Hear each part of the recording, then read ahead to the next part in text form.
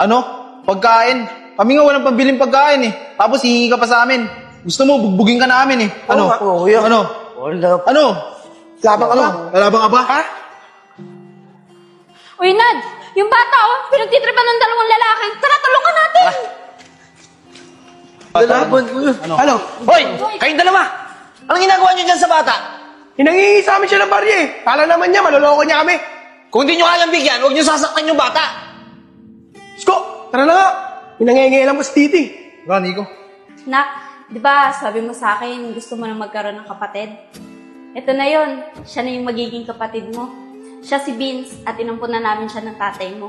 Ano, Nay? Nag-ampun kayo? Oo, Nay, sinabi ko na gusto kong magkaroon ng kapatid. Pero hindi ko sinabi na mag-ampun kayo. Ayoko dyan, paalisin nyo yan.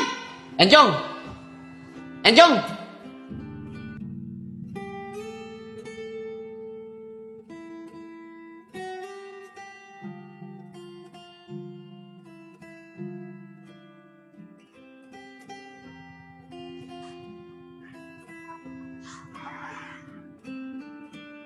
Oh, Vince, anong ginagawa mo dyan? Ay, naglilinis po ako. Parang ito na po yung bahay ko sa inyo. Sa pagkapatira niyo po sa amin sa bahay niyo. Ay, Vince, akin na yan. Hindi mo na kailangan gawin yan. Inampun ka namin dito bilang anak, hindi para maging katulong. Ay, pasensya na po. Gusto ko lang po kasi makatulong sa inyo. Huwag mo nang isipin yon. Tara na, tumayo ka na dyan. Ang mabuti pa, samahan mo na lang akong bumili ng almusal natin. Ay, sige po. Wait lang, lagi ko lang to dun.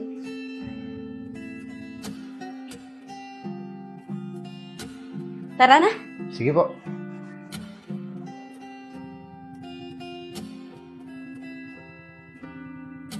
Ate, maraming salamat po. Dahil kinukup niyo po ako. Pinatira niyo po ako sa bahay niyo. Nako, wala yun. Tsaka, huwag mo na akong tawaging ate. Nanay na itawag mo sa akin at tatay naman kay Enad. Dahil simula ngayon, kami ni yung tatay yung magulang mo. Ay, maraming salamat po, nanay. Tara na, bili tayong almusal. Tara po. Nay, naninibago po ako. Kasi po, ngayon lang po ako makakain ng almusal. Lagi po kasi akong hapon na nakakain. Pagtapos ko po mamalimos. Ah, ganun ba? O sige, pag uwi natin, kumain ka ng marami ah. Siya nga pala, anong gusto mong ulam natin mamayang tanghali? Kahit ano po, Nay. Hindi naman po ako maarte sa ulam eh. Mabuti naman.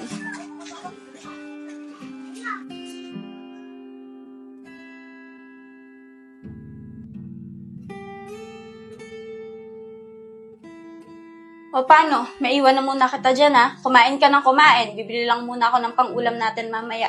Nay, gusto niyo po ba samahan ko po kayo? Ay, hindi na. Mag-almusal ka na lang dyan. Sige po, Nay. Ingat po kayo ah. Sige.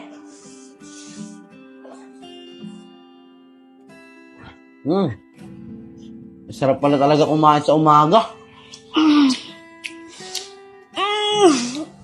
Ikaw? Oh! Ang kapal naman ng mukha mo, pati pagkain namin, kinakain mo.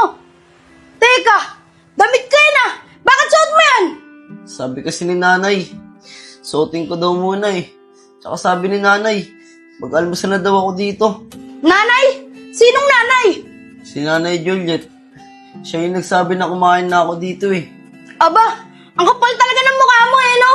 Pati nanay ko, inaangkin mo. Mas mabuti pa, umalis ka na dito. Alis! Alis! Alis! Umalis ka na dito! Lumayas ka dito! Lumayas ka dito! Umalis ka na! Umalis ka na! Ano bang Umalis ingay ka yan? na! Lumayas ka na dito! Ano Kung ba? ayaw mo masaktan, lumayas ka dito! Enjong, ano ba? Ano ba nangyayari dito? Eh tay, eto kasi, nakita ko kinakain yung pagkain natin.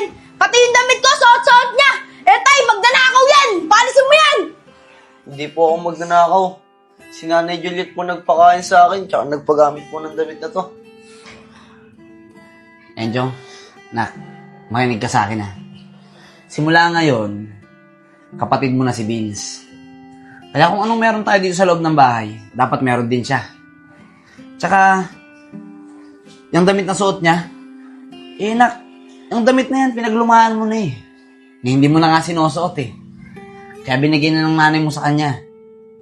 Wala pa kasing damit na may susuot ko si Vince eh. Kaya, anak, sana maintindihan mo yun. Ano tay? Mas kinakampihan mo yung ampun na yan kaya sa akin na tunay mo anak. Enchong, hindi naman sa ganon. Kapatid mo na si Vince dahil inampunan namin siya. At pantay ang pagtingin namin sa inyo bilang mga anak namin. Kaya dapat naintindihan mo yun. Tay! Ako ang tunay niyong anak! Kaya dapat mas mahal niyo ako kaysa dyan sa ampun na yan! Enchong!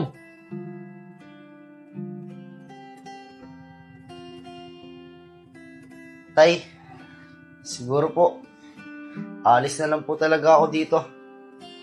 Kasi po, hindi po talaga ako matanggap na yan, Chong. Tsaka nakakagulo lang po ako sa pamilya nyo. Hindi, Vince. Hindi ka alis. Dito ka lang. Mali ang ginagawa ni Enchong. Kaya mas kailangan namin ng tulong mo. Para matuto siya na makasalamuha sa ibang bata. At ma-realize niya yung mga pagkakamali niya. Sige po, Tay. O sige na. Ituloy mo na yung pagkain mo doon. Makabusog ka, ha?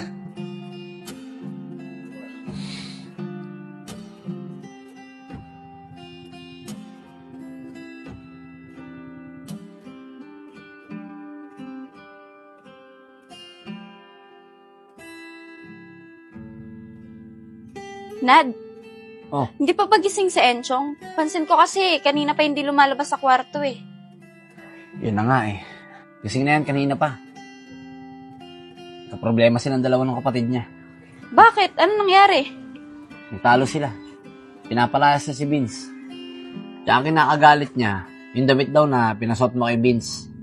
Alam mo, sa tingin ko, dapat kausapin mo yung anak mo. Hanggang ngayon kasi, hindi pa rin niya matanggap na kapatid niya na si Vince. Hayaan mo, ako nang bahala sa kanya. Kakausapin ko na lang siya. Sige. Tsaka nakausap ko na rin si Vince. O sige, papasok na ako ha. Kausapin ko muna si Enchong. Mamaya na ako papasok sa loob, ha? Sige. Chong, anak, pwede ba kitang makausap? Opo, Nay. Nak, bakit ba lagi mong inaaway si Vince? Mabait na bata naman si Vince ah. Tsaka 'di ba, sabi mo sa akin, gusto mong magkaroon ng kapatid. Bakit hindi mo magawang matanggap si Vince bilang kapatid mo? Eh, Nay, di ko pa talaga siya matatanggap eh. Katulad lang siya ng mga bata na nangaasar sa akin sa labas. Nay, pasensya na. Di ko talaga siya matatanggap. Nay, tulog na ulit ako. Nak, sana bigyan mo rin siya ng pagkakataon para makilala. Mabait na bata si Vince. Sige na, maiwan na kita dyan.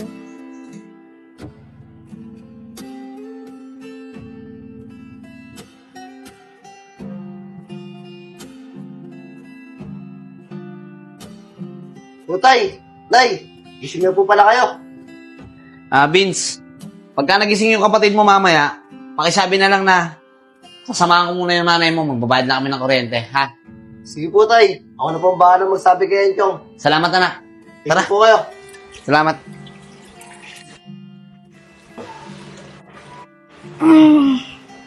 Malinis na.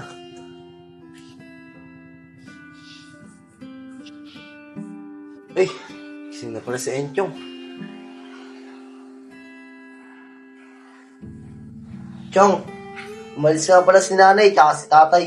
Nagbayad sila ng kuryente. Sabi ni tatay, sabihin ko daw sa'yo pagkagising mo. Baka daw kasi hanapin mo sila eh. Anong pakialam ko? Tinatanong ba kita? Umalis ka nga sa harap ko, nabibisit ako. Sisira mo yung araw ko.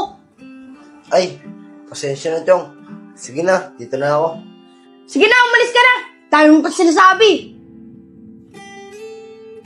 Sana magustuhan na yung Chong to.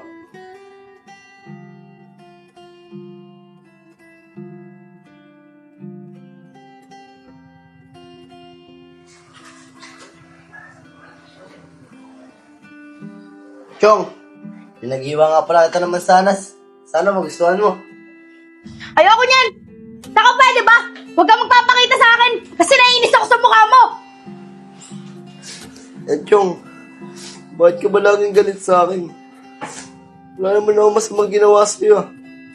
Gusto ko lang naman na magkasundo tayong dalawa. Alam mo, Chong, pag ganyan lagi yung ugali mo, wala ka talaga magiging kaibigan. Kahit kailan, hindi tayo magkakasundo. Kaya tigilan mo na ako.